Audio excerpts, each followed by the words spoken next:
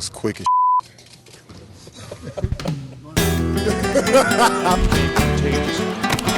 Oh, man. Ty Lawson. Are you kidding me? This should be against the law, son. My goodness. Lawson. And Hicks and lands it. Subaru halftime report coming up. Pacers at Harvest Blazers at Memphis. Scott!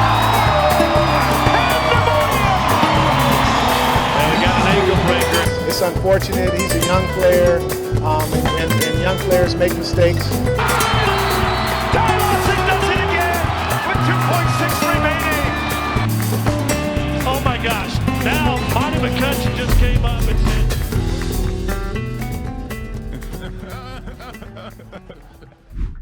Ty Lawson was supposed to be a star. He had the speed, the skill, and the confidence of a top-tier NBA point guard.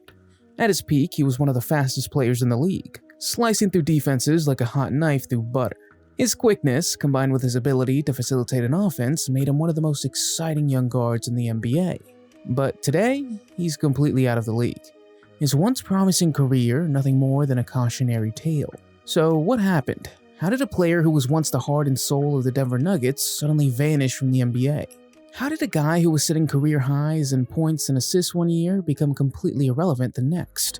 And more importantly, could it have been avoided? The truth is, Ty Lawson's downfall wasn't about losing his skills. It wasn't injuries that cut his career short. It was something far worse. Self-destruction. A series of bad decisions, legal troubles, and an inability to get out of his own way turned his NBA dreams into a nightmare. In this video, we're going to break down Ty Lawson's rise, his fall, and everything in between. Because his story isn't just about basketball. It's a lesson in how quickly things can fall apart when talent isn't enough. We're back now with some breaking news. We just found out that Nuggets player Ty Lawson was arrested this morning, accused of driving drunk. Police tell us they busted him early this morning for speeding on Park Avenue West, and that's when they determined he was under the influence. Before everything fell apart, Ty Lawson was a certified winner. In high school, he was already one of the best point guards in the country. Small but blazing fast, Lawson dominated at Oak Hill Academy, a school known for producing elite NBA talent. He played alongside future stars and held his own, proving he wasn't just another undersized guard. By the time he graduated, he was one of the top-ranked point guards in the nation, earning scholarship offers from some of the best college basketball programs. But when he committed to the University of North Carolina, everything changed. From the moment Lawson stepped on the court for the Tar Heels, it was clear he was special. He had an insane first step, elite court vision, and a bulldog mentality despite standing at just 5'11". What separated him from other guards was his ability to control the pace of the game. He was never rushed, never overwhelmed, and played with a confidence that made UNC's offense lethal. His defining moment? The 2009 NCAA Championship. That year, North Carolina was stacked with future NBA players, like Tyler Hansborough, Wayne Ellington, and Danny Green. But the guy who made everything run was Ty Lawson. He led UNC to a dominant tournament run, setting the tempo, pushing the pace, and making big plays when it mattered most. In the championship game against Michigan State, Lawson put up 21 points and a record-breaking 8 steals, completely dismantling the opposing defense. He was the floor general, the engine of one of the greatest teams in college basketball history. His performance earned him the ACC Player of the Year honors and put him squarely on the radar of NBA scouts. But despite his incredible skill set, there was a problem. Despite being one of the best point guards in college basketball, NBA teams were hesitant to draft him high. Why? Because even in college, whispers about off-court issues and immaturity started to surface. Some teams questioned his discipline and work ethic. Others worried about his decision-making away from the court. Instead of being a lottery pick like many expected, Lawson fell to the 18th pick, where the Minnesota Timberwolves drafted him, only to immediately trade him to the Denver Nuggets. Denver saw something in him that other teams overlooked: his pure speed and playmaking ability that fit their high-paced system perfectly. Lawson came into the NBA with a chip on his shoulder. He was undersized, overlooked, and determined to prove people wrong. At just under 6 feet tall, he wasn't your typical franchise point guard. But for what he lacked in size, he more than made up for in speed. By his second season, he was already showing flashes of being a legitimate starter. He had explosive quickness, a reliable three-point shot, and a fearlessness that made him dangerous in transition. In a game against Minnesota in 2011, he made 10 straight three-pointers, proving to the league that he wasn't just a speedster. He could flat-out shoot too. After Carmelo Anthony was traded in 2011, the Nuggets entered a new era, and Lawson quickly became the centerpiece of their up-tempo offense. By 2012, he was running the show in Denver, averaging 16.7 points and 6.9 assists per game, while leading one of the most exciting offenses in the league. But his best season was the 2012-13 season. That year, Denver shocked the league, finishing with 57 wins, the most in franchise history. With Lawson at the helm, they played an up-tempo style that overwhelmed teams. His ability to push the pace, break down defenses, and find open shooters made the Nuggets one of the most fun teams to watch. Lawson was at the peak of his powers. He had everything: a playoff team, a leading role, and the respect of the league. He was one of the best young point guards in basketball. And at just 25 years old, it seemed like he was only getting better. Everything seemed to be going right for Ty Lawson. And then, it all fell apart.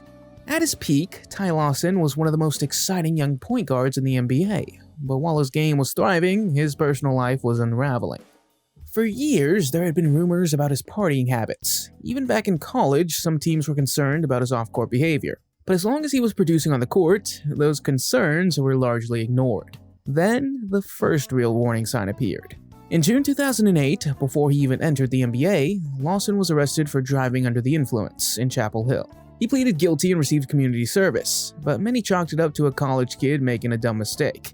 At first, it didn't seem to affect him much. He dominated at UNC, won a national title, and got drafted into the NBA. But once he made it to the league, the warning signs started piling up. At first, they were minor things. Reports of Lawson partying late before games, being seen at clubs on back-to-back nights, and not always taking practices seriously. But in a league full of grown men, NBA teams expect professionalism, and Lawson was starting to develop a reputation. Then, in 2013, reports surfaced that Lawson had clashed with the Nuggets coaches. He was still their best player, but behind the scenes, there were whispers about his lack of discipline and focus. Some people in the organization started to question his leadership. He was supposed to be the face of the franchise, the guy they built around after the Carmelo Anthony era. But instead, it seemed like he wasn't fully committed. Then, in January 2015, everything escalated. Lawson was arrested for DUI in Denver. This time, it wasn't just a minor incident. It was part of a growing pattern. Lawson was pulled over for speeding, and when officers smelled alcohol, he failed multiple sobriety tests. His arrest sent shockwaves through the organization. Denver had seen talented players before, but they had also seen guys waste their potential due to bad decisions. It was clear that Ty Lawson had a problem. By 2015, the Nuggets were in transition mode. Their once promising 57-win team had started to decline, and they were looking for a new direction. But instead of stepping up as the leader of the franchise, Lawson was becoming a liability. He missed practices without explanation. He showed up late to the team meetings. His work ethic was inconsistent. The organization had tolerated his behavior for years because of his talent, but now he was becoming a distraction. The final straw came in July 2015, when Lawson was arrested again, his second DUI in 6 months. This time, it wasn't just embarrassing, it was damaging. During a recorded interview after his arrest, Lawson sounded indifferent, almost as if he didn't take it seriously. The Nuggets organization had no choice. They were trying to build a winning culture, and Lawson no longer fit their plans. At that point, the Nuggets had seen enough. The message from the team was clear. They were done with Ty Lawson. A few weeks later, Denver traded him to the Houston Rockets for a package of role players and a draft pick.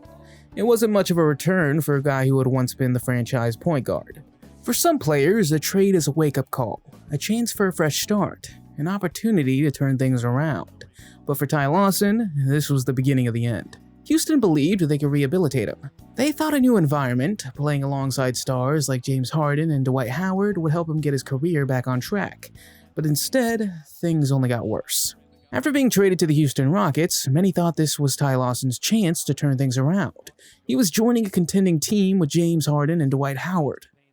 And if he could stay focused, he had a chance to revive his career. At first, it seemed like Houston was still giving him every opportunity to succeed. They hoped a structured environment and locker room full of veteran players would push him to be more disciplined. But it didn't take long for things to fall apart. On paper, the fit looked promising. Harden was the primary ball handler, and Lawson could take some of the playmaking duties off his shoulders. But in reality, the pairing was a disaster from the start. Lawson struggled to adjust to playing off the ball, something he was never used to. His scoring and assists dropped dramatically. His confidence took a hit as he failed to find his role in the offense. Lawson had always been a ball-dominant point guard. And now he was being asked to defer to Harden, who controlled nearly every possession. Without the ball in his hands, Lawson became ineffective. By December, it was clear that Houston had made a mistake. Lawson's minutes were shrinking, and he even got benched in key games. He was no longer the explosive, fearless point guard from Denver. He looked lost on the court. And then, things got even worse off the court. While trying to adjust in Houston, Lawson got arrested yet again, his 4th DUI in July 2015, before he even played a single game for the Rockets. This was the moment when the league lost all trust in him. A single DUI can be excused as a mistake. 4 DUIs? That signaled a serious problem. NBA teams didn't just see Lawson as a talented but troubled player anymore. Now he was a risk. Houston, who saw him as a key piece for their playoff push, quickly gave up on him. By March 2016, the Rockets waived him after just 53 games. For the first time in his career, Lawson wasn't just struggling, he was running out of chances. Just a few days after being waived by Houston, the Indiana Pacers took a chance on him. This was a team trying to make a playoff push, and they hoped that Lawson, even in a limited role, could provide veteran depth at point guard. But by this point, Lawson wasn't the same player. His speed was still there, but his explosiveness was fading. His jumper, which was never elite, had become unreliable. And his off-the-court reputation made him a huge risk for any franchise. Lawson played just 13 games with Indiana and was barely noticeable. Once the season ended, the Pacers let him go. Next up, the Sacramento Kings. Desperate for a point guard, the Kings signed Lawson in 2016, giving him what many saw as his last real shot in the NBA. Surprisingly, this stint was better than expected. Lawson played a full 2016 to 2017 season, averaging 9.9 points and 4.8 assists in 69 games. But even though his numbers weren't terrible, NBA teams had already moved on. Lawson had one more chance to prove himself when the Washington Wizards invited him to play in the 2018 NBA playoffs. He played in just 5 games, averaging 5.8 points per game. After that, no team wanted to sign him. It wasn't that Lawson necessarily became a bad player.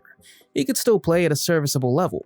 But by 2017, the NBA had moved toward bigger, stronger guards who could defend multiple positions. Small guards who couldn't shoot reliably were becoming less valuable. And then there was the off-the-court baggage. By this point, teams saw him as a high-risk player who wasn't worth the trouble. Even teams that needed a backup point guard passed on him. Just like that, Ty Lawson was out of the NBA. Looking back, Lawson's NBA downfall wasn't about injuries. It wasn't that he lost his skills overnight. It was a combination of bad habits, poor decision-making, and an inability to adjust. The DUIs and legal troubles cost him trust with teams. His lack of professionalism made organizations question his commitment. And when the game evolved, he failed to adapt. His story became one of wasted potential. A player who could have had a long, successful career, but instead faded out way too soon. But while his NBA career's over, his basketball journey wasn't. Lawson wasn't ready to give up the game, so he took his talents overseas. By 2018, it was clear Ty Lawson's NBA career was over. No team wanted to take a chance on him, and for the first time in his life, he was without a contract. But at just 30 years old, Lawson wasn't ready to walk away from basketball. Like many former NBA players who couldn't find a spot in the league, he took his talents overseas. In 2018, Lawson signed with the Shandong Golden Stars, a team in the Chinese Basketball Association, the CBA. At first, the move looked like a fresh start. The CBA became a league where former NBA players could put up huge numbers, and in some cases earn another shot to the NBA. Players like Stephon Marbury and Michael Beasley had used China to rebuild their careers. And for a while, Lawson thrived. In his first season with Shandong, he averaged 25.5 points, 6.5 assists, and 2.4 steals per game. Numbers even better than his NBA peak. He quickly became one of the best players in the CBA, leading his team to the playoffs and making a strong case for an NBA return. Fans started to wonder, could Lawson make a comeback? But just as it looked like he was turning things around, his off-court problems followed him to China. In 2020, Lawson found himself in trouble yet again, this time for social media posts that were deemed offensive in China. The Shandong Golden Stars immediately cut ties with him, and he was banned from playing in the CBA. This wasn't a basketball decision, it was a character issue. Ty, we can't let you go without asking you about what happened in China. You were banned, and... Well, this is what really happened. I'm gonna tell y'all a real story. So basically, the team that I was with, Fujian, they paid me like $800. That's called cookie. I need. They wouldn't do it. So eventually I was like, yo, I'm not playing that. I'm going down to Guangzhou. I'm about to have some fun. Okay, Guangzhou is like where all the like the foreigners go because it's like a foreign community. Clubs be lit. Okay. So I'm in there. I'm vibing. I'm by myself. Oh, hell. I probably posted like 20 pictures that night dancing in mosh pit with the Chinese people. So they just took those two, that and the other one, and they put it on the Chinese, it's called Weibo, Chinese Twitter.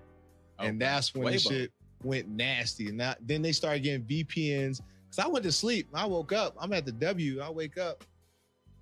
Damn. Fire. Yeah, going Crazy. He was like, bro, that shit said like 700. Lawson had been given a second chance in China, and once again, he threw it away. With no option left in the NBA or China, he had to look elsewhere to continue his career. With China no longer an option, Lawson played in various leagues around the world. Lithuania, Greece, Puerto Rico, and Egypt. But none of these stops lasted long. Instead of being a star, Lawson had become a journeyman, hopping from team to team, never staying anywhere for more than a season. His basketball career was still alive, but it was a far cry from the NBA days when he was leading a 57-win Denver team. By 2023, Ty Lawson had become an afterthought in basketball discussions. While players from his draft class like James Harden and Stephen Curry were still dominating the NBA, Lawson was playing in random international leagues, far from the spotlight. It was a shocking fall for a player who at his peak looked like he could have been a franchise point guard. But in the end, it wasn't injuries that ended Lawson's career. It wasn't that he lost his skills overnight. It was himself. Ty Lawson's story is one of wasted potential. At his peak, he was one of the fastest and most dynamic point guards in the NBA. He had the speed, skill, and confidence to be a star. But in the end, talent wasn't enough. Lawson didn't leave the NBA because of injuries. He wasn't forced out because of his skills. He destroyed his own career, one bad decision at a time. His story is a reminder that in professional sports, talent can only take you so far. Work ethic matters. No matter how good you are, if you don't put in the work, you'll fall behind. Discipline is key. Lawson's lack of professionalism made him a liability, even when he was still productive. Off-court behavior matters. A team is investing millions in a player. If they don't trust you, they won't keep you. For young players entering the league, Lawson's career is a lesson in how quickly things can fall apart. It's easy to assume that talent alone will carry you, but in reality, the NBA is filled with talent. The difference between a long career and a short one is the choices you make. Looking back, could Ty Lawson have done things differently? Absolutely. If he had avoided the legal troubles, stayed disciplined, and adjusted his game, he could still be in the NBA today. Players like Chris Paul and Kyle Lowry, who were drafted around that same time, are still in the league because they adapted. They worked on their game, improved their leadership skills, and remained professional. But instead, Lawson became another player whose career ended far too soon. Ty Lawson's downfall wasn't instant. It was a slow, self-inflicted collapse. He had multiple chances to turn things around, and every time, he made the wrong choice. His story serves as a warning: no matter how talented you are, your career is only as strong as the decisions you make. The NBA will always have the next wave of talent ready to take your spot. If you don't take care of your business on and off the court, the league will move on without you. If you enjoyed the video and want more breakdowns of NBA careers just like this, hit the like button and subscribe. Peace.